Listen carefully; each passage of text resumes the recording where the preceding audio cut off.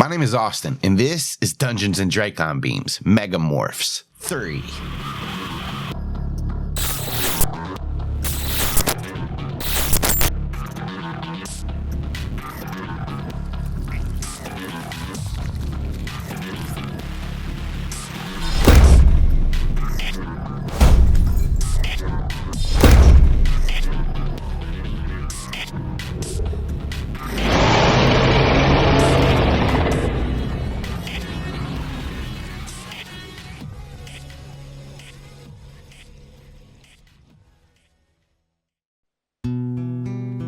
You all stand around Savannah and Dylan, who are on the ground next to each other. Savannah's leg looks pretty mangled. Savannah, it's hard for you to like breathe because your ribs are broken, but you're staring into Dylan's face right now. So you said that Dylan had started to back up, right? Like right after she did that? Yeah, she like pulled away and sort of scooted back a little. Savannah had that moment of like just kind of stuttering through like don't be sorry kind of thing.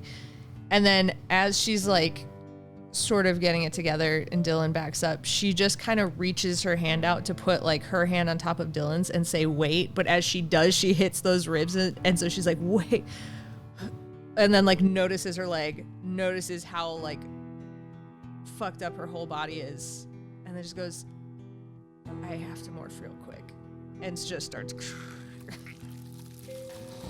Might suggest dinos, traveling types, since you're morphing anyway. She was starting to morph, and then Zach said dinos, and she doesn't really have a traveling one, but she is gonna go dino. Should I demorph? Or can you guys watch me? Because I don't want those big things eat me out of the sky. You see his like... Yeah, I got you, bro. His great horned owl head turned towards Matea, and she like, with her main eyes, gives him like a Frowser burrow. Her Frowser burrowed? Why her brows burrowed? I'm keeping it in. I don't care. You better. Everyone's in close quarters, so Savannah's not going to go big guy. Not that she's done the other one, but hey, whatever. It's a series of bad decisions. Let's continue to make bad decisions. This will be fine. So she's going to immediately start shrinking down, and like her broken leg with, I assume, bone kind of sticking out, you just hear it like snap back into place and then start like as it shrinks further down. And yeah, all of her limbs get super small. Her skin starts to kind of get like weirdly like lizardy, and then she goes green on top and a little bit lighter, like a sort of tan underneath, and then her tail swoops out from the base of her spine, and she shrinks down into a little guy, her face like coming out into this little muzzle, and then there's just a little compy sitting there just still on his butt. Make your save. You get to do it with advantage, don't you? I sure do. Fuck. I remember how to roll dice. This is my first day. As you finish the morph, you're surrounded by these figures that are way bigger than you, and there's no other creatures around you like you, and you want to panic a little bit. And then you remember what just happened with you and Dylan as you see her form, and you're grounded. Don't go out of your room for 2 weeks. No, like, your mind is yours again. Zach's gonna like look at the compy and be like, not really fast, but okay. And then he's gonna start morphing Triceratops. As Zach starts to morph, everybody roll perception checks. Oh, where's Groffin, by the way? He scurries out of this brush, and he's holding this big frog that just keeps moving around in his claws. No, you can let it go, dude. You all see a thin line of Nesk moving away. Well, Aximili's holding the clunky-looking flashlight thing. I think Dylan's gonna... She's watching these ants crawl away. She's like fully averted her eyes to the ground, and she's just gonna stand up and start brushing herself off and say, well, okay, and just morph to Pteranodon. I think as she's morphing, Savannah's just gonna thought speak only to Dylan.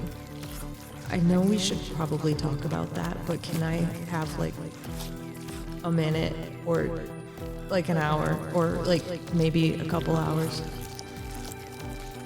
Dylan's gonna thought speak back. Yeah, we don't even, if you don't want to, we don't even have to talk about it. That's fine. It's totally fine. I'm, again, so sorry. She is in the thought speak that returns to her. She's going to hear, "Don't be sorry." But she's going to feel that like warmth come with it, like that emotion that sends out sometimes that Andalites can do with thought speak. And that's all she's going to say. Inspiration, Alex. Hell yeah. So yeah, Groffin has this huge frog, and when Zach said he can let it go, he goes to let it go, and then Zach's like, does anybody else want to get it? And he slows down. It is very hard to hold. I don't have any of those things that you all have on the end of your hands. Mateo looks at her eensy and weensy. Called fingers. Oh, I do not have any. Hey, does that frog eat Nesk? Yes, I'm sure it would. See if you can aim it at those guys right there. And he lets it go. He has no aim over it, but he like tries. You see it boom, look over and look at the nest, and it throws its tongue out and gets like the end of the line, spits it back out, and hops away. That was a fucking big ass frog. Yes, Groffin, we all saw it. That was me. We must hurry. The nest will see that we have not moved and come back with reinforcements. Already tired of these dudes. All right, let's keep moving. Zach would probably take a step or two back from everybody. I think the first thing that happens is probably his neck kind of just starts to get really fat, and then starts to flatten out and like get real bony as like he looks like he's got two really righteous zits on his face, and his nose starts to get real big. And then it's just three horns, and then, you know, the beak starts to push out. While all of this is happening, he's getting huge. Just massive. Like bodybuilder, and then sumo wrestler, and then bodybuilder plus sumo wrestler, and then just Andre the Giant. Like, it's... Also, feet and legs are just becoming tree trunks. And eventually, you know, it falls forward. Spine turns into a long tail. Soon he's more Triceratops than boy. And soon he's all Triceratops. No boy. Yeah, no boy. I think it is the most awkward morph that she's ever done. Yeah, very, very... Things just are happening and not in an order that looks pleasing to the eye. She gets like one wing going, and the other one is just like an arm, but with flappy skin. And then the very last thing that happens, because it would be the most unpleasant to look at. The very last thing that happens is that big, long beak comes out.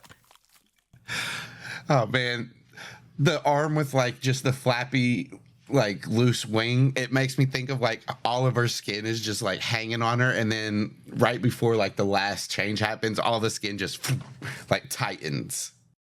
Like, all the bones get really long, and it just goes... It's like opening Umbrella. Like, yeah, but like, whereas it would look cool when the skin just tightens, like, that sounds cool to me. It doesn't look cool. It looks weird. Not gross, but weird. Weird. Pushing a coat hanger through gack. Exactly that, yeah. Kamren lands on Zach's head frill, and Groffin scuttles beside you guys, as well as the Andalites. They're staying in their form where they're most comfortable. Zach kind of looks over at Savannah and doesn't seem like she's going to give any directions. So Zach just sort of tentatively is like, okay, Max, Maitea, could you guys just take the lead? Maybe cut down anything that's going to get in the way. If you can, I'll knock over the rest. Groffin just follow behind. And Dylan, if you'll give us an aerial, switch off with Kamren whenever you need to rest or whatever. Also, keep track of time for us, Andalites. Is that cool? Everybody good? Yes. That was Groffin. And then Aximili, I will keep track of time. Maitea, yes, we will help clear the way as well. Fan, if you want to just ride, I've got room. I believe one of us picked a traveling morph that could make it through. Yeah. I know. That's why I'm offering you a ride. No, thank you. Okay. Well, try to keep up. She does not know where they're going, hence not taking the lead, my dude. The Andalites cut this way, and then you direct them. Yeah, exactly. Nobody knows where we're going except for Zach and Groffin. I will get his name eventually.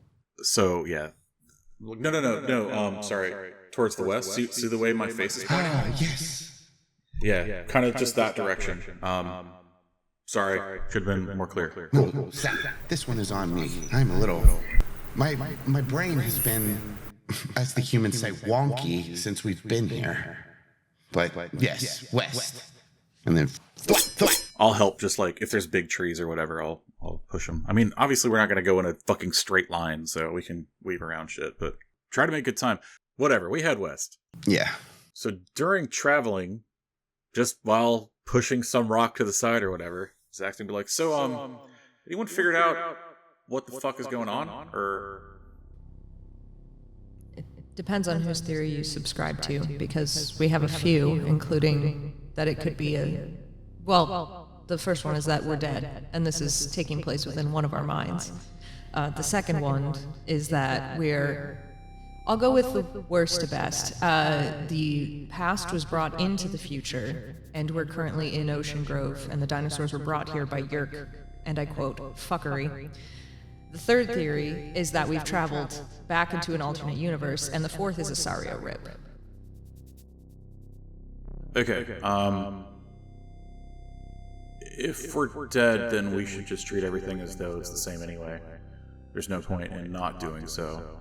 If we're still in Ocean Grove, then there'd still be recognizable landscape, even if buildings and shit are gone. Yeah. That's not right. We could be in some other place on Earth, I guess.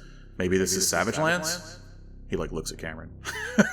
No, dude, this is Earth. The dinosaurs came here. That's my theory. Okay. Our time. Got it. So if that's Kamren's theory, definitely wrong. What? What was the third one? Some sort of alternate dimension that we're in, some sort of pocket or parallel dimension. Plausible. I could see that one making sense. What the fuck is the other thing? Sorry. Aximili? A Sario rip is a theoretical anomaly in quantum physics. It is where space-time rips open and hurls you through time. Okay.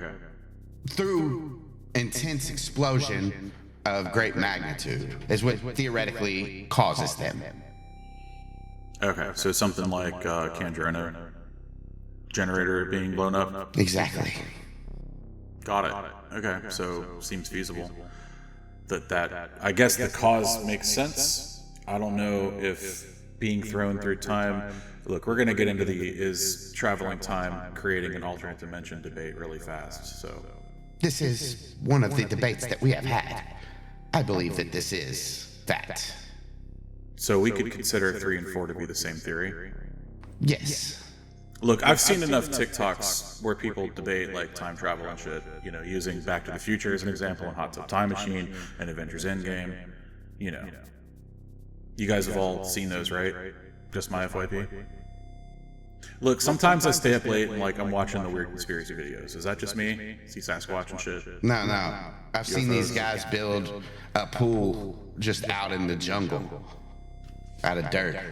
A conspiracy thing. It is kind of, because they're not really doing it. They're using earth movers, right? No, they don't show them. They don't show them, but you can see the tracks sometimes. It doesn't matter. Point is, sometimes time travel is just an alternate dimension. This is correct, Zach. However, with all of these theories, the reason that it matters is, I guess, getting back, or whether we can. If we are in an alternate universe, it does not affect our timeline at all. If we are in our own timeline, everything that we do here has the potential to affect our time in the future. Okay. I do not believe that is possible, however, because there are too many unknown factors. Too many things that would cause a ripple effect that it would make it a new universe anyway, a new multiverse anyway. Yeah. I've seen the Ashton Kutcher movie. So, what do you guys think? Like, is this, I mean, I know the Graffin and his people aren't from here. They're aliens. Correct. Whatever they're doing here doesn't affect our future, right? Because we would know about it. If this is in fact, if we have to... Van, I'm really looking for feedback from you here. Like, does this sound like... Does it make sense? If what you're asking is, would we have found evidence of their existence? I mean, it's already an incredibly rare thing for a fossil to be made. It requires the perfect conditions, and then it requires us to find it. And that's only if all evidence hasn't been crushed up by the shifting of tectonic plates and all sorts of different things. So it's entirely possible. They are part of our past, and we wouldn't know. Graffin, are your people carbon-based? Yes. Okay. So they would fossilize, like, right? Like that. That's how it works. They have to be carbon-based? As Savannah said, not all things fossil. It is incredibly rare for something to fossilize. Oh, okay. I'm out of my element there. I don't know a lot about that. I just know the time travel conspiracy theory sort of sci-fi stuff. I've watched Endgame a couple times, you know. Kamren can back me up on this. Yeah. Mobius Strip. The truly problematic element of all of this is really that to fix it, we have to replicate the conditions that caused it. Right, so Big X explosion. The problem is you don't know when a big ass explosion is gonna hit, and if you do, you don't know how to harness it, right? It's back in the future. Lightning strike, 1.21 gigawatts, that whole thing, right? Zach, as you kind of say that sentence, everybody just subconsciously, everybody glances to the sky and sees that bright light that kind of sits near the sun. And the tail is extended even further now, Dylan, than last time you saw it. Dylan is full on like, yeah, I wish I could just fly into that right now. But she's just been glancing at it periodically, thinking about flying into the sun and or comet. This is one of the things that is semi-proving my theory. Prince Savannah said that these creatures, this time, was all destroyed by a meteor that hit long ago. And he like gestures towards that light. But I can assure you that comet, that asteroid is not on track to hit this planet. It will miss. It will come very close, in between the moon and the Earth, but it won't hit. I'll say even without an insight check, just because you've known him, been with him in intense situations, Savannah, Aximili's running through something through his head as he's saying all this. He's still thinking on stuff. Nobody else catches it. You kind of catch that there's a little bit of doubt, and not that the asteroid will hit or anything, but like, I guess his theory as a whole, he's doubting parts of it now. She'll just privately, directly to him, thought speak. What is it? Dylan has made me think a little bit further. Give me some time. I will share my new theories with everyone. Maybe when we have a chance to stop. Okay. But this is a real... If she has been able to pick that up from Aximili, if he has that same sort of insight into her, she says okay, but there's an undertone of, are you thinking what I'm thinking? He doesn't say anything back, but you like the way he's looking at you, like, is like,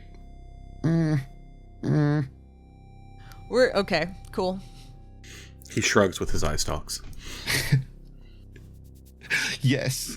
Meanwhile, Zach is talking to Graf, and he's just like, "Can your people create like a massive explosion? Is that volcano? Like Max, would a volcano do it?"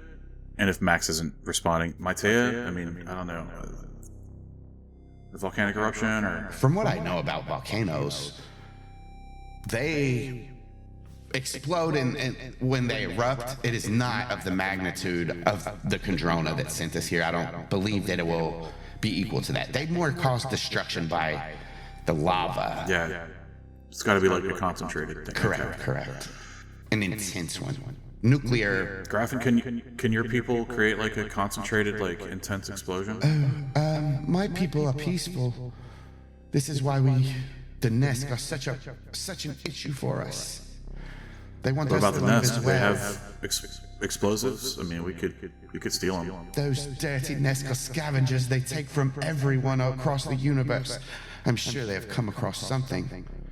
But good luck getting in there. Do they have a home base? They do. Well, I guess that's something. I can show you where it is. What happens? Okay, let's fast forward to let's say we make a big explosion. How do we harness that to go back to home, to get back to our time? Dylan's like, well, I don't think we harnessed the first one. Yeah. So no, I get you. No, the first one was like an accident, right? So whatever, we got hit by a car and like knocked into something. How do we drive a car back to where we're going? Because we got to do this with purpose and direction. I don't want to land. Being here sucks, but I don't want to be like an 1820 either. You know what I mean? Or 2550 or the bubonic plagues. I don't know. I want to be back in our time, Ocean Grove, like the day we left. That seems like an incredibly specific, pinpointed location for us to try to aim for. Graffin, what sorts of things have you seen from the Nesk? Like what sorts of weaponry and things? They claim everything here to be theirs. So they try not to destroy things, but they have weapons that cause fire, that obliterate things, breaks the matter down into atoms. I have seen them destroy entire faces of mountains to try and settle their ships in them.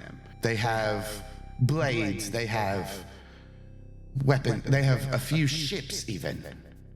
This group of Nesk, they have settled here to expand their numbers. They are not the only ones. There are Nesk ravaged the galaxy. So do they also have shields? Yes. Their shields are not as powerful as ours, but they do have them. If they've got ships, those are engines. Engines means explosions, right? Between me and the Andalites, we could figure out something. Well, as well as the leveling capabilities. And then taking Graffin out of the thought speak for just a second. And those shields. If they have powerful shields, are they as powerful as our buddies? It would depend on the type of shields, but possibly.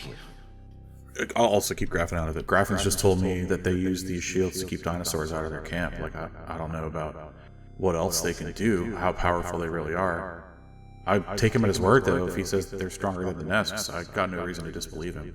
And they have a vested interest in being stronger than the Nesk, at least as far as defensive capabilities go. And if the Nesk have abilities that are similar to modern weaponry, destroying things by the molecule, and their shields are stronger than that, then we do have the potential to recreate that situation, and then it just becomes a matter of precisely enough to get us back near enough to our timeline. So you're thinking that the Kandrona was shielded, and the explosion was contained in such a way that it made it super concentrated? I still don't get how we're driving the car, but it sounds like we can get it going at least. Aximili, Maitea, any thoughts? Your theory on the explosions sounds Relatively correct. This is Matea. If the shields are strong enough, we should be able to recreate what Craig did. As far as the logic in your plan, it sounds correct. This is Aximili. However, Sario rips, they are very, like I said, theoretical, and I don't remember much on them. I cannot speak to if that will work for sure. I can tell my theory now, Prince Savannah. It may help since we're in the middle of the discussion. She'll just go on. So he opens this part up to everybody now. Should I include Graffin? Yes, just be aware of what we're asking insofar as his people and his technology goes. Okay. He looks to Dylan, like up in the air as she's kind of like flying around. I have been thinking about the Sario Rip and thinking about how Dylan explained relativity, about how the past, the present, and the future are ever fleeting, that we are never fully in the present, we are always moving towards the future. And now that I've had more time with my brain healing, I may remember a few more details of the Sario Rip. So my theory now, another working theory along with the one that I already have, is that if time is relative, then that means one being traveling through time does not stop others from experiencing time. They just experience it slower. So if we in fact have traveled back in time, if we were to go to the precise moment that we left, we would still not be in the current timeline. We would be in a new timeline where ourselves were not in that moment. We would need to go further in the future of time than when we have left to catch up with every other being in that time. All this to say, with further explanation, and perhaps creating even more of a conundrum or a moral choice, the Sario Rip being in place in space and time puts the universe in a state where everything, everywhere, at every point in time exists all at once. This could mean that we are not actually in the multiverse, but we are actually in our own universe, with real effects having real consequences. To the Ashton Kutcher movie, Zach. Okay, so you're saying it's the Biff Tannen problem. When Biff goes back in time and he picks up the almanac and he goes back forward in time, it's okay for like the first year or whatever because he didn't ever make that bet.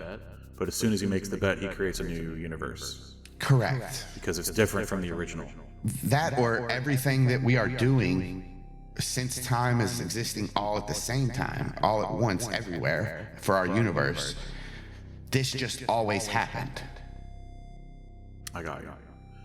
So I was thinking more like Loki, right? Where if you can do whatever you want just before a huge natural disaster.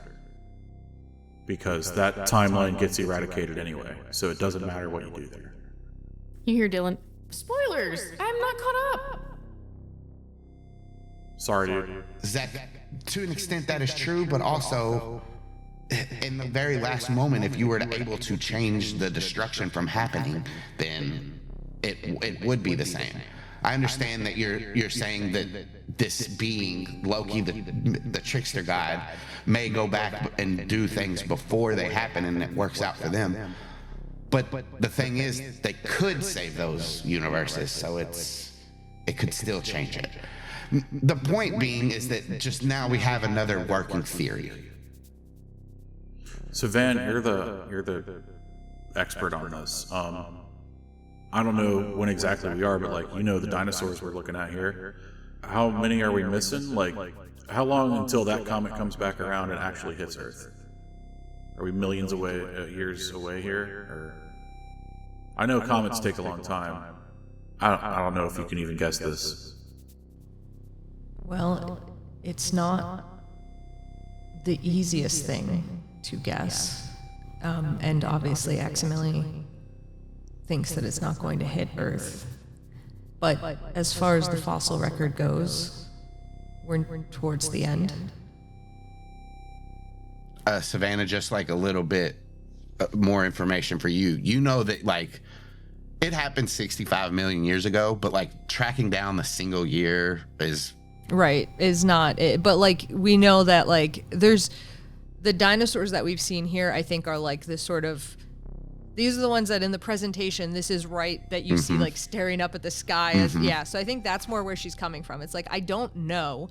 And I also, this isn't going to hit Earth. So it's not like I can say, oh yeah, Aximili did the trajectory and it's going to hit right in like the Gulf of Mexico. Like there's not a way that she can pinpoint it.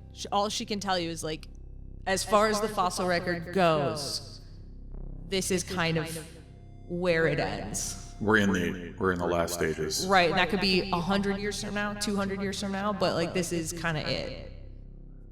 Even if it was 50,000 years from now, it would, on a geological time scale, that's nothing. Fuck, yeah. You know, if this is one of those comets that takes 400 years to come back around, then like it's now or never kind of thing, but it's not really, because it could be 100 times from now that it comes back around before it finally hits naturally. Well, I mean, yes, but also that comet is way too massive to come back around. It's not like Halley's, it's going to keep going. The gravitational pull of the Earth or the sun's not going to stop that one. Oh, okay. I didn't know inspiration, Jenna. Thank you. Okay, well, I'm back at... Maybe we can steal a ship from the Nesk and blow it up under some shields and hope that that does what we got to do. Sounds like a good plan. All right.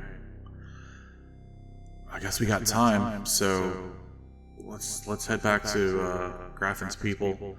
Everyone can like rest and recoup. I think the only thing Savannah will add is when Zach says we have time, like once he finishes that sentence, she'll just go, Aximili has predicted that we only have about 2 days until that comet is out of range of the planet. Okay, but if we're just... So? That was our working plan, as if we needed to do anything with that. We had that long. Did you have a plan that involved the comet? Just speculation. Yes, it was just a coincidence that this happened around the same time as it does in our universe. Okay. I feel like I'm missing something here.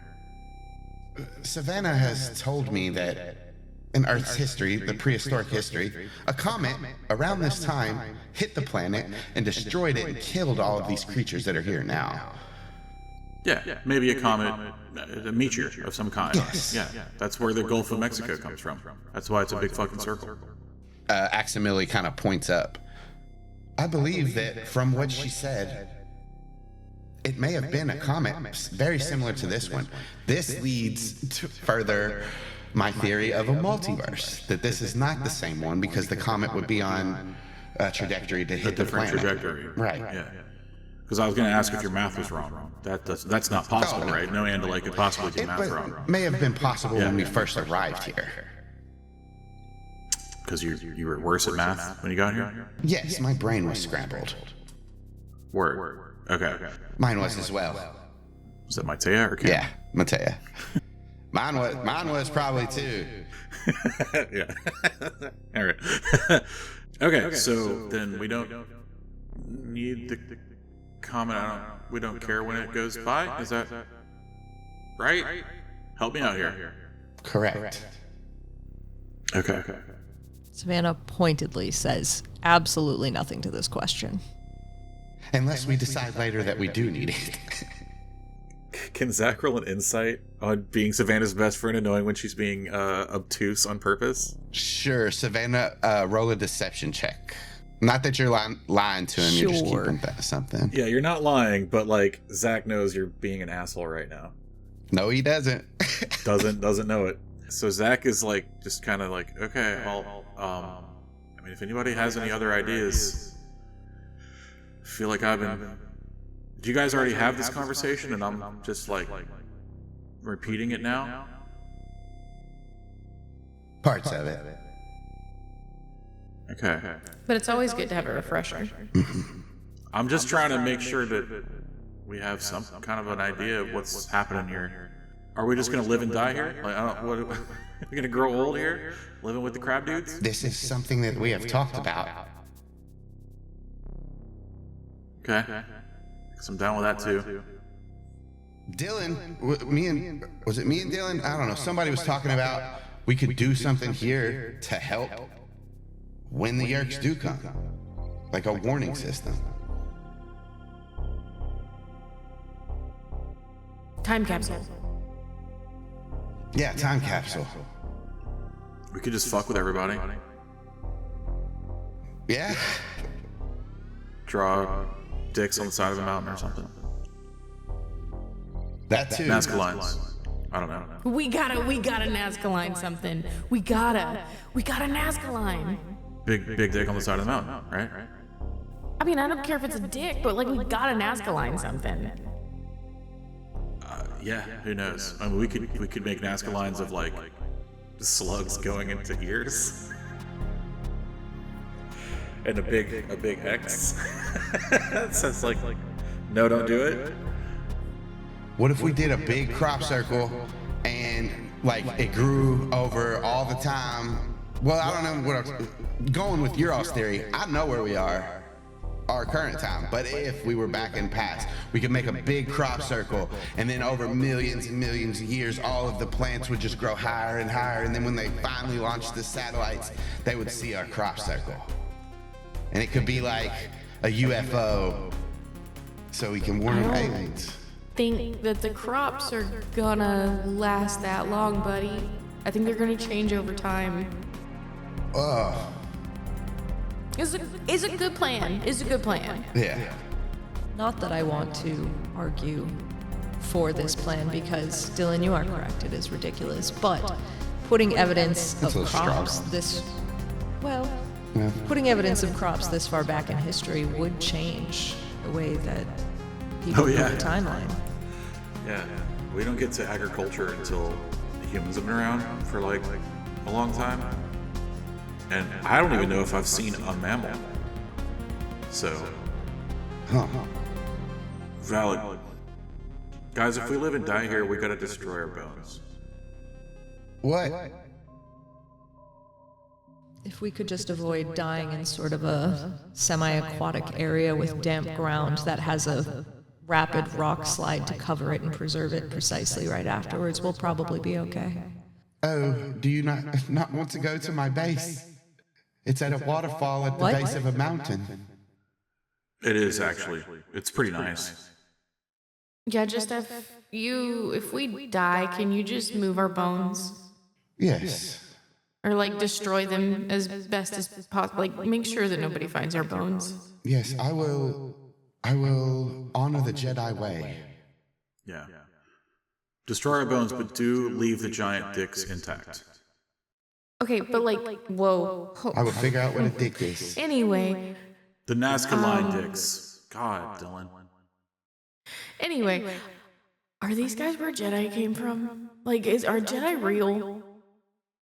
Oh, so Zach, private thought speaks to everybody but Gravin. No, I just told him our people were called Jedi when I got here. That was just fun. Oh yeah, that was when she asked. She like did not include him. Yeah, no, I just told him I'm a Jedi. That's all. I said I was a great, powerful sorcerer and that I was a Jedi. Amazing. I was really worried for a second. Yeah, no, that'd be sick though, right? If like there was lightsabers and shit. Be like, how did George Lucas know? Maybe he was a Mercora. Bum, bum, bum. That would explain a lot, actually. Does this mean E.T.'s real? No. They're in the stars of the Star Wars? Okay, Max, are ETs real? Yes, extraterrestrials are, in fact, real. No, dude. You've seen the little potato guy? He has to say that he is one. Yes, I am an I'm ET. talking about, the dudes in the movie, man. There are no Andalites in movies. I believe all of the movies that you have seen were portrayed by humans. Mute. Unsubscribe. Are we there yet? No, it's far. It took Zach about 4 hours or something like that Flying. to fly. Yeah, and we're going Can a we lot slower fast now. travel? Can we put on D'Angelo's Unbroken and just cutscene this to... How does it go? And I'm broken. No. It was... Oh, no, we got to do that song from Shrek. I'm on my way. Hey now, Happiness you're an today. all-star. No, not that one. Oh, I don't know if any of you have been following Old Swamp Ass on Twitch playing Red Dead Redemption, but that was a direct call to Red Dead Yeah, it Redemption was. 2. Sure was. nice. You guys travel. D-Morph free travel. And, Wait, yep. we're covering the same area. Do I see Colonel Sanders? Roll me one perception check first, as you guys have made it past these plains back into the tree line and moving forward. Are we all rolling perception? Yes, but we'll get to Colonel Sanders in a second. But first, Dylan and Savannah noticed this. So Zach, you all are moving. You all are talking about everything, just haphazardly. Everybody's looking around. As Dylan circles in the air, she notices 100 feet from the group, there are figures moving through the trees, kind of spreading out in like a circle. Savannah, as you're moving through the brush, moving faster, ducking under the bushes, jumping over logs, you notice a humanoid figure standing behind a tree 50 feet away from where the group is, watching the Triceratops lumber through the forest. And she doesn't see you, but she ducks behind this tree and moves further away. Yeah, so Dylan, I'll say even with your 14, you can kind of swoop lower and see these figures with long snake-like heads that their mouths end in beaks, and bladed arms and ankles and knees and wrists and tail blades, moving through these trees, kind of circling out and spreading around the Triceratops, the Andalites, and the great horned owl that is perched on the flail head thing.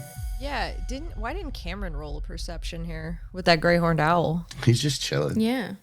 He ain't trying to perceive. No thoughts, just vibes. Dylan's gonna be like, hey, we got work Brazier, and they're absolutely trying to pen you guys in. And it looks like there's a controller over here. I'm just assuming they're a controller. We were in a building full of controllers. It's a woman with blonde hair that's kind of looks like it's unkempt for the last day or so. She is barefoot and in office attire. Oh, shit. Yeah, I did see a woman with a bunch of Hork-Bajir. I should have mentioned that. I asked you where the woman was. I even said, where, what? Stilettos. My bad. There's a lot going on. Okay. Which direction? Also, Savannah, with that 20, you recognize this woman. She was in the room with the Kandrona behind a desk. She had went out before everything happened. Yeah, Savannah's gonna jump off the tree into the underbrush and try to, I guess while traveling towards her, pick up her scent just so she can track her easier. But she's trying to stalk this lady. Give me a stealth check. Okay, I will do this. Kamren will flock up. He'll give you advantage as he's telling you where she is, even if you can't see her. Dude, you've played this game with me long enough. Don't bother. My fault. Can you give that advantage to someone else, please? Maybe. As you move forward, you're trying to keep your eye on where she is, and Cameron's oh, no, don't, wait, stop. And you just go out into a clearing, and you're right beside her, and she looks down at you. She goes to scream and then holds her mouth shut, and then just starts to back away from you and move towards other brush. Okay, I remember how the Comptoneguses acted with me when this happened. Mm-hmm. I'm gonna mimic that. Call it a performance. Would you? Or would you call it knowledge of how animals act in situations? Not for this one. You know that. You got that knowledge. This is you applying it to fool someone. You're a fucking nightmare. So she is not fully convinced, but she's squinting at you. Like, she seems suspicious, and she does kind of like look over her shoulder and sees the Andalites and the dinosaurs that they morphed. She's on guard with you. She's assuming that you are Andalite, even if you're not at this point. Does any of that compy display include the little sounds that they make? I mean, yeah, that's what they were doing around her, was communicating, like chirping to each other, and then like coming in, testing the boundary, and then eventually like kind of jumping forward and like getting in like nips and things like that. But so I think, yes, the vocalizations are there. She's also like told the group too, like that this woman was there. So I think she's not hiding it from the group. She's just trying to keep up the deception to this woman in particular that this is a Andalite morph. As far as the compy noises go, those echo out throughout the forest. Like, they're everywhere, like those noises. Savannah has definitely told you all where this thing is through her thought speak, through her moving that way, just everything. So and you guys, Kamren watched her, so Kamren knows too. You guys have that pinpointed down, like just for overall. But Savannah, as you do this, and as she's like looking at you, she says, "If you are an Andalite, we just want to talk."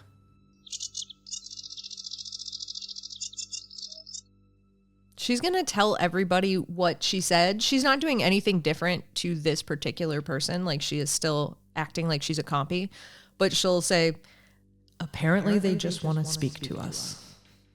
Dylan, you see the Hork-Bajir. There's 6 of them, and they're spread out in like a semicircle in front of the group, but they don't seem like, they're just sitting there. It doesn't look like they're in direct line of where you all will go. Like, all of them couldn't get to you in one round, essentially. Dylan's gonna position herself. She's just gonna keep flying, but she's just gonna fly like in sort of lazy arcs behind where the Hork-Bajir are. Zach is going to private thought speak to Max. How are we on time? You all have an hour left and more. Kamren being a little bit less. Zach will open thought speak to the group.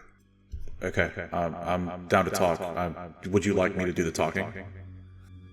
I don't know that we should talk at all, because if she's trying to still hide from us and be quiet, I'm not sure I trust her intentions at this point. Well, I've got eyes on the back of the group. I'll follow your lead, boss. I can move off to be reinforcements if we need it. I don't have anything as big as Zach. All right, I guess let's listen to what they have to say. Kamren, move off a ways. Zach, maybe just have the conversation with Aximili and Maitea. Let's let the Andalites really lead the front here. We want to keep up that ruse, because remember, they're still controllers. Yep, okay. I mean, I do an okay Andalite impression, but all right. Zach will, so if I'm rolling charisma, performance, all that stuff, can I do that through Axe and Maitea? You may be able to give them advantage, but if they're doing the talking, they're going to be making the checks. That's the idea that Savannah's trying to portray, is that it's all 3 of them, like similarly to how we've done it in the past, right? Where like they can feed each other and help each other enough with like sounding Andalite and like working through it that they come off as just Andalites. Dylan's gonna think to Savannah, maybe keep up the compy ruse, scurry off when they come up behind you. Yep, I'll get out of the way. And she's still acting like a compy towards, like she's not dropping the routine at all. Okay, let's do a 3-point. I'll surround them. Like, I'll come up behind them with my giant body, and then we'll get the 2 Andalites taking point on like either side of the front. Does that sound good? Yes, just remember that this woman does not know that I am in morph, so you have to engage them as if you're ready for a battle. That's the idea. Hey, Zach, she also sees you all. I don't know if you're going to be able to get behind her. Okay, Max, give me a line. I'm going to do the talking, but I want you to give me the line that kind of will make up something that sounds legit, that tells her our thought speak is delayed because of the time travel or something. Does that make sense? so that there's a reason for us to be going back and forth, and there's a good break between when we're talking. I do not think we should give her any explanation on that. Just do what we do. If we give her an explanation, it will seem more suspicious. Okay. Then, yeah. Tell her we are open to talking, but we will crush them and leave them as dinosaur food if they make any sudden moves. Well, let's see. Dylan, can you see where we could direct maybe one of the Andalites to run into one of the Hork-Bajir? I can do that. And then I guess she's going to tell either Max or Maitea. Well, she'll thought speak to the whole group, where exactly on the edges each Hork-Bajir is. Aximili will move to that spot, and you see, as he gets closer, the Hork-Bajir is kind of watching him move, but he doesn't spring out or anything like that. Aximili's still within thought speak range of everybody, so he's there. The Hork-Bajir doesn't seem to be doing anything. He gets right underneath it, and as the Hork-Bajir looks down, Aximili's stalk eye just shoots and is staring right at him, and his tail blade twitches a little bit, and he says, "If you're going to make a move, you better make it quick, Yeerk filth." And the Hork-Bajir kind of stirs. "Oh, we wish to talk." "Talk about what? How you're going to surrender?" The Hork-Bajir moves to a branch. "No, we work together." "Why would we work with Yeerk filth?" He gestures around. "This place, dangerous, unfamiliar. Again, why would we help you? We help you as well." At this, Aximili looks up at him and just pauses and waits for direction. Savannah's only hearing one side of this conversation. I think Zach's there. I don't know who else can hear it. Yeah, Zach, I'll say you can hear the Hork-Bajir talking, and Dylan as well, as you're kind of circling where you're close enough to hear. Okay, so Zach is going to communicate to Van. Okay, Max has just sort of started talking on his own. If you want me to intervene, I will. I don't. I think you just need to work with him. What do they want? This Hork-Bajir says that they want to work with us because this place is dangerous. They'll help us. We help them. I don't know any other details. That's kind of where he stopped explaining it. All right, let's find out what they have to offer. Okay. Do you want Max to take the conversation, or do you want me to? Either one of you. Okay. So private thought speak to Max. "Hey, bro, let me do the talking. Give me something Andalite that says, what guarantees do we have, and what could they offer us?" The first thing I think I would advise you to do, Zach, is to make him do something. Make him come to you to take him off guard. Change the location. Okay. So then he's talking to the one in the tree, but he's kind of addressing all six that are up in the trees. This is open thought speak. Literally everybody can hear it. "If you wish us to trust you, descend from the trees and gather here in the middle." Give me a persuasion check. That is with advantage. 23. They wait for a second. Dylan, you can see them all look through the trees, try to see each other.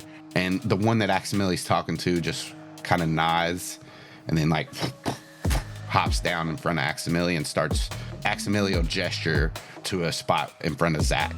And slowly, 5 of the Hork-Bajir move out. One of the Hork-Bajir kind of stays in the trees, and the woman doesn't come out either. "So we should trust 5 of you." You see it, hear him. The one that Aximili was talking to kind of grunts. "Come out."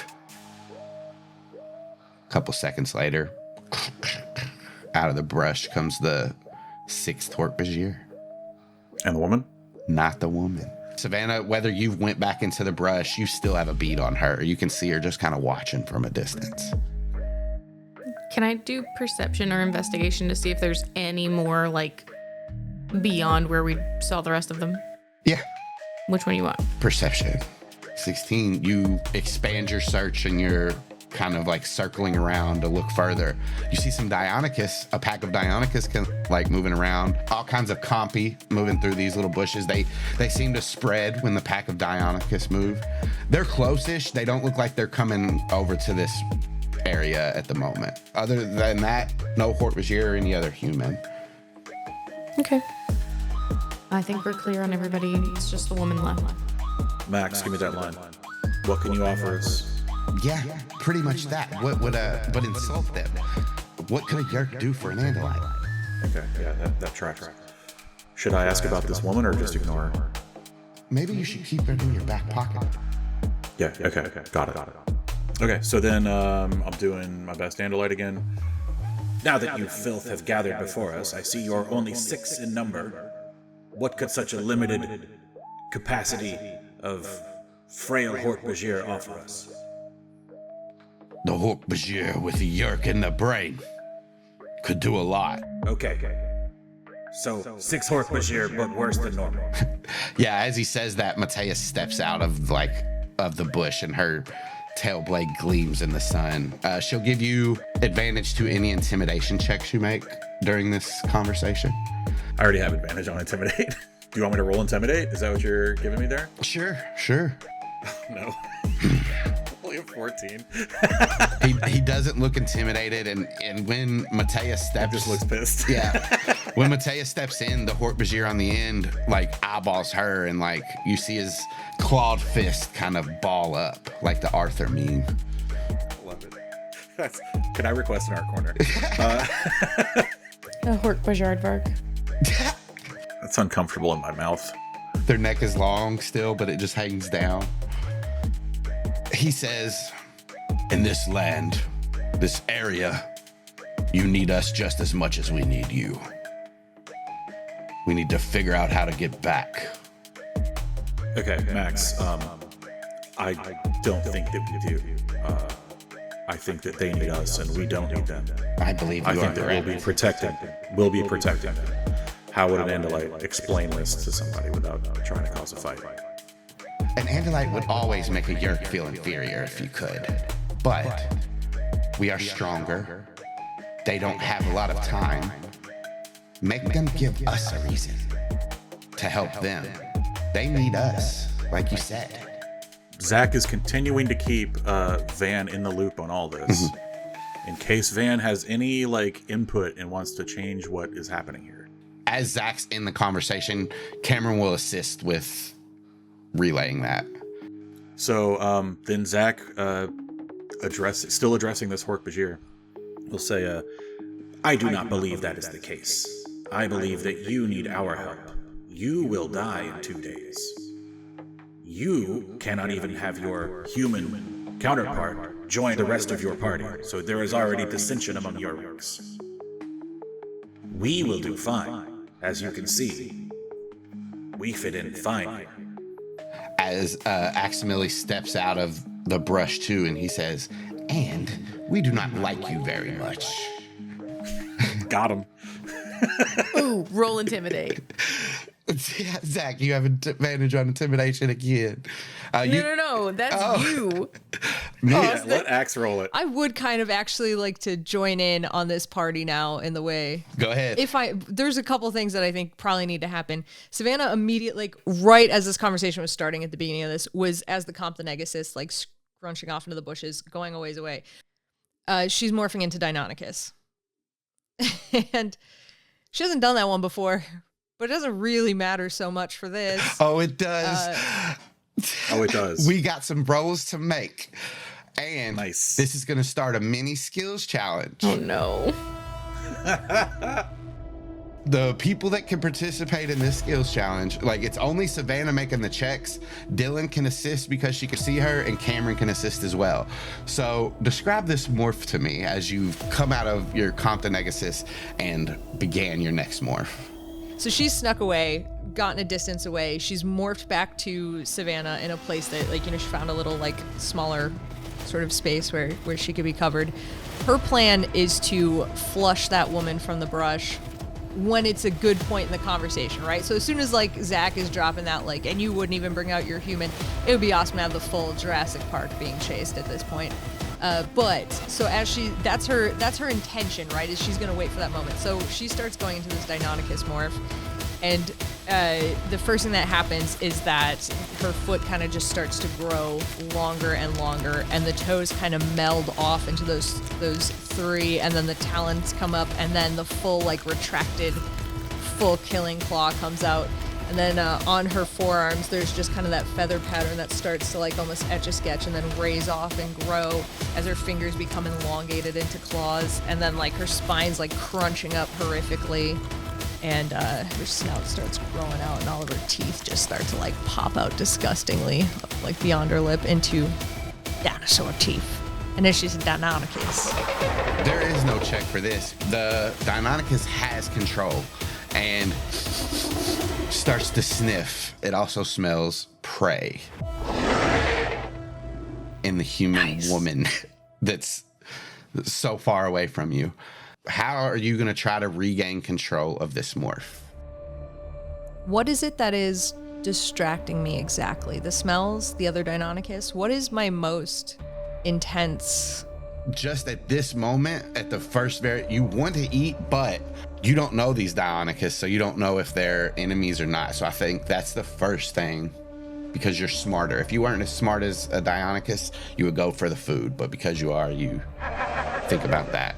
Can you trust them? That Deinonychus intelligence, which is, by the way, not actually that intelligence. The smartest dinosaurs were still dumber than the common dog, but okay. So that Deinonychus is wanting to be aware of that pack. So I think leaning into that has worked generally for Savannah and those morphs. So she's going to lean into that. Okay, yeah, like push them. Let's follow them. Let's go see. Let's go take advantage of the situation and try to more align that animal's desires with her own in order to assert her consciousness over. What was the line Aximili used to say? Assert your consciousness over your form. All right. What are you going to roll? It's going to be animal handling. All right. Which is both appropriate for what I'm allowed to do to try to take over an animal and also kind of what I'm doing. I have advantage on it. Pushing forward. It's trying to keep its mind to itself, so it just makes a wisdom. So you are one step further in the skills challenge to taking back the mind. But the Deinonychus does what you want. You're heightened up and kind of know where they are. She's kind of using that to stalk them, basically, like, is what she's trying to do. Like, to just give herself the advantage of like where this Deinonychus would be, to be aware of they're going, and if they're moving off towards something else, she can like disengage and fall back, like not fall into the trap of having to fight an entire pack. That would probably be stealth, as you're like stalking and watching what they do. Sure. I'd love to start failing. So it's 19. The Deinonychus do seem to spot you as you like move up. 22. You're still a good distance away because you said you wanted to be able to turn and run if you could. So they do see you and they stop and like start to spread. What action do you take? So that's one failure, one success.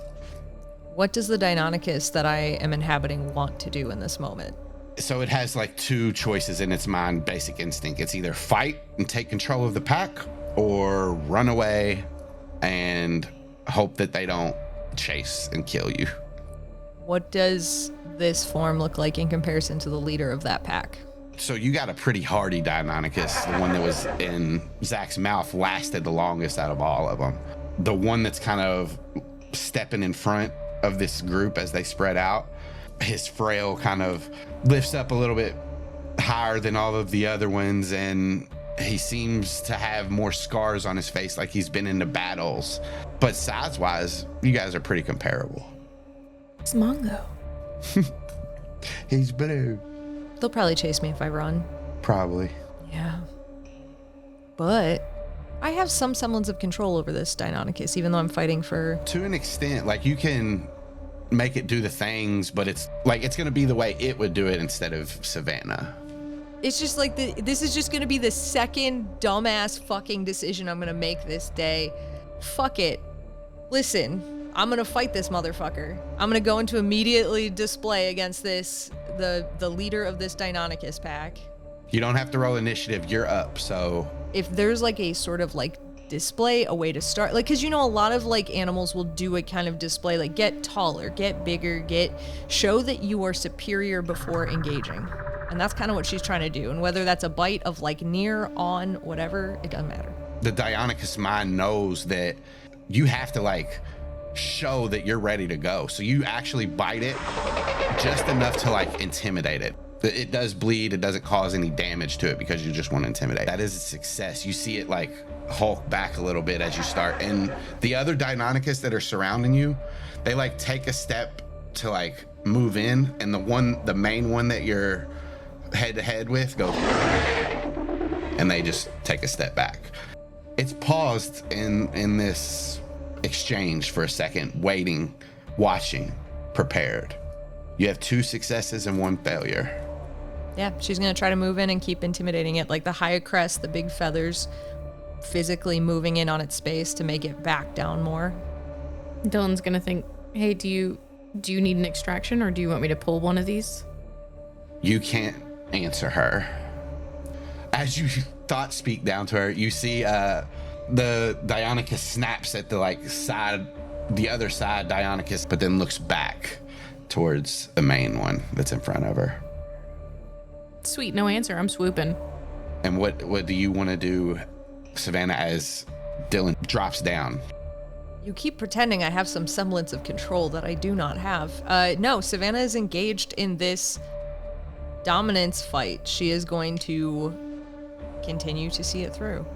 As part of this, you jump in, and this raptor jumps back at you. It is a little bit intimidated from your last check. In this battle, as you two go back and forth, it manages to like kick you back and separate, put a little distance in between you two. Savannah, as Dylan comes out of the tree and causes a distraction for you, how do you cause this distraction, Dylan? She's gonna swoop down, and as she's getting like close toward the ground, she's gonna, bank and extend her claws out to one of these side guys and just dig in. Like 2 of the other ones look to him and like jump towards you, but Savannah, that gives you your opening, and your Deinonychus jumps in. Now you have advantage on whatever you decide. I'm assuming that Deinonychus is getting distracted by this.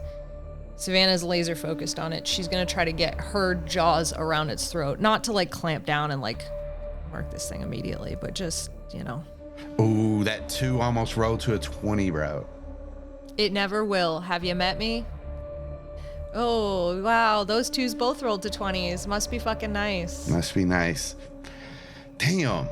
This Deinonychus jumps over on you and pins you to the ground as you move in.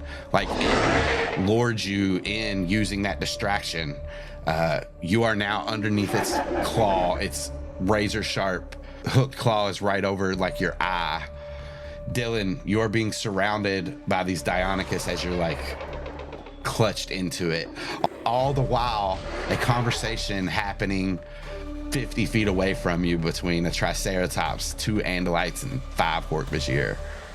A conversation about how in control of the situation we are, by the way. We've got it. No problem.